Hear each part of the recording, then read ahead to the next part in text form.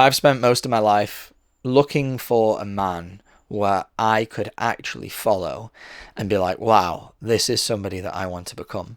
And throughout all my searches throughout my life, there was only one guy that I really thought, no, this is somebody that I would like to be. This is someone that I'd like to, become and emulate. And that was Aragorn, the King of Gondor from Lord of the Rings. So what does this say? Well, first of all, who is this guy? This guy is somebody who's willing to put his life on the line for other people. He's willing to help. He's willing to defend. He's willing to step up and be a leader when he's being called to. He's willing to stand in integrity. That's really what I feel from this guy. He is integrity. When nobody's watching, he's doing the right thing, right? It is a very divine frequency that he comes from, right? And obviously that's why he's being called to be king in the Lord of the Rings. And if you haven't seen that, come on, get with the times. It's one of the best trilogies of all time. But you'll feel it when you watch, that movie or that trilogy, that he is a very heart-centered. He cares for the good of all, right? And that's why I was always drawn towards this guy as somebody that was courageous, that saw the fear and went in anyway, right? He wasn't like this crazy guy that was completely out of control and superior. I mean, the end scene, he bows down to the hobbits, right? So that's him role modeling to the rest of the people of man. We should be humbled by these smaller beings in front of us.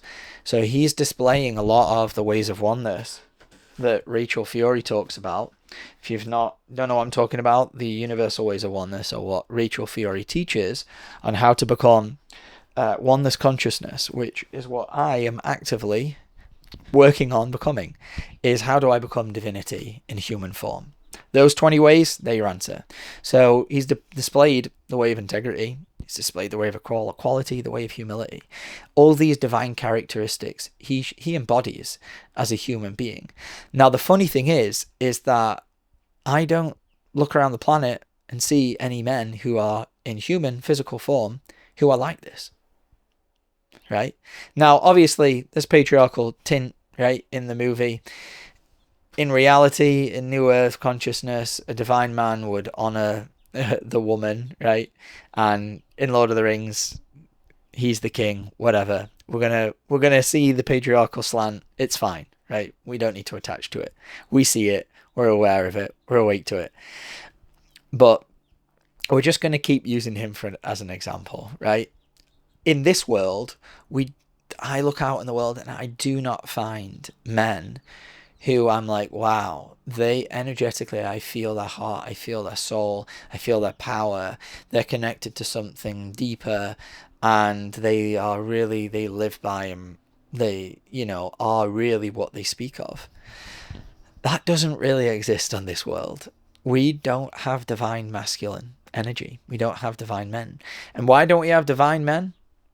Because we've learned to squash out the divine feminine nature that lives within all of us.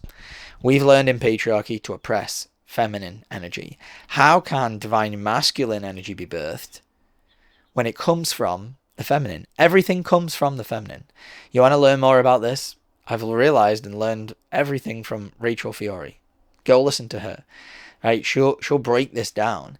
Right? She is the teacher of oneness consciousness. Right? Feminine, she's allowed me to realize this. Feminine births masculine. Feminine births everything. I didn't come from my dad. I came from my mum. I came out of a mother. So did you. If you're watching this, think about it. You didn't come from a dude. You came from a woman. Now people will be like, yeah, well, the sperm, and go look up the science. That's not what the science says. The sperm doesn't race and compete, and like that's all the patriarchal stuff. If you look into it, the egg actually chooses which male she wants to be with, and then creates from there. But if you go even deeper, parthenogenesis, I believe is the word. Might have got that wrong. Women can give birth on their own. They don't need men. But that's by the by. We'll stay on track for a little bit here. So it is feminine that gives birth to masculine. So how can I become divine masculine on this planet? Well, I need to first become divine feminine. You can't have masculine before the feminine. Doesn't work like that. Everything comes from the feminine. She is the one that gives birth. We have learned things upside down. We thought that there was some fucking sky dad, some dude in the sky, that father, godfather, and all this stuff, right? We thought that everything came from a dude. Turns out that was patriarchy. Flip the script. And actually, when you think about it, everything comes from women. They're the divine created beings. So, for us as men to become what divine masculine energy actually is, to become a divine man, just like Aragorn in the movies, we have to honor the feminine nature that lives within all of us. That's the power. That's what transforms, that's what creates, that's what heals. That's the true essence of our nature, our divinity, our soul, is feminine. It's feminine energy. And so if we separate and dismiss and minimize the feminine that lives within us, or we do it to somebody else, it's just a projection of our own consciousness, right? If we're doing and running those programs, we're severing ourselves from our own feminine, which means we're severing ourselves from divine masculine. How can I ever become a divine man on this planet when I'm oppressing my true divine nature, divine feminine nature that lives within me? It's not possible. It's absolutely not possible. And this is obviously what we're brainwashed to be as children, right? Boys shouldn't cry. You don't want to cry because then you're a girl and girls are inferior. This is all the patriarchal conditioning, right? So how can I become somebody like Aragorn? How can I become that? Well, there's a reason why all of that is not existent on the planet. And that's because we're following men. We're following the wrong ones. We're trying to see men, put men in these positions of leadership and being teachers. Like, women are the ones that are inherently connected to source, to oneness, to the cosmos. And what have we done over the last few thousand years? Called them witches, called them crazy, burned them at the stake, created all these laws and rules so that they have to be owned, that they don't get, paid, that we create this whole thing called marriage, where it's literally a weird ceremony of, the father giving away his slave daughter to another slave man. It's an enslavement matrix, and it's very, very weird and strange when you start to see it. Right? It's really strange. But this is the world that we live in. And if I want to become divinity, if I want to be free from all suffering, if I want to live truly as a soul, empowered, enlightened in every single way and form in my life, I have to first start connecting to and honoring the feminine power that lives within me, right? This is one of the first things that we teach to every single student that comes through our school, Masters of Self University, right? You come as a student, the first thing you learn is how to connect to your inner power, how to start dissolving and seeing the programs that have brainwashed you to close your heart, to close down your connection to your heart and your soul, and shut it off, suppress it, resist it, do whatever with it, destroy it. This is what we've been brainwashed to become destroyers. So how can I learn how to be a divine man on this earth? It's pretty simple. I have to find divinely powerful women who have embodied divine feminine energy and start learning from them. That's it. It's that simple. That's what I did. Found Rachel a number of years ago, started to learn from her, and now I'm on this mission. I don't truly know what divine masculine energy is, but I can tell you one thing. When I look out at the world, I do not see it, right? I don't see a bunch of men who are safe. I don't feel that when I walk down the street. I don't feel safe within inside myself, right? I feel fear at nighttime, right? Which means fear is running through me, which means I'm not in oneness, right? I have those fears. At nighttime, when it's dark and I step outside, there is a part of me that is like scanning the environment. What creepy man is lurking around the corner, right? That fear and threat is real to a degree, but it's also my own wounding. It's my own programming, right? That fear lives with me. I've got to do the work to energetically evolve and alchemize it. And so we as men, we have a responsibility here to become what these ways are, to create actual safety on the planet. We're not safe beings. We're not. You know, you hear a lot, oh, masculine energy, safety, stability, security, right? I've heard that a lot. And I look around on the world and I'm like, that does not exist. I mean, people are being killed every single day. People are being raped every single day, mainly women, right? I don't walk down the street and I don't walk past a woman and I'm like, oh, I'm afraid that she's going to hurt me. Now, I do live in America, so there are a lot of people out here which are definitely on another planet, and there are a few women that I've walked past that I'm like, she could turn around and hurt me, right? But there's just a couple, right? Majoritively speaking, this is a men problem. This is a we problem. We being men, me, right? I walk down the street and if there's a dodgy man, you know, I might turn around. That's the truth of it. Why? Because I can feel their energy and it isn't safe, right? And then, you know, you could run the programs of justification, be like, oh, well, it's just those men, right? All right, then what are you doing about it to create safety and stability for the rest of the world? What frequencies do we come from, right? What frequencies do I admit? Do I admit the 8th way of oneness, right? What Rachel teaches, the way of harmlessness and gentleness.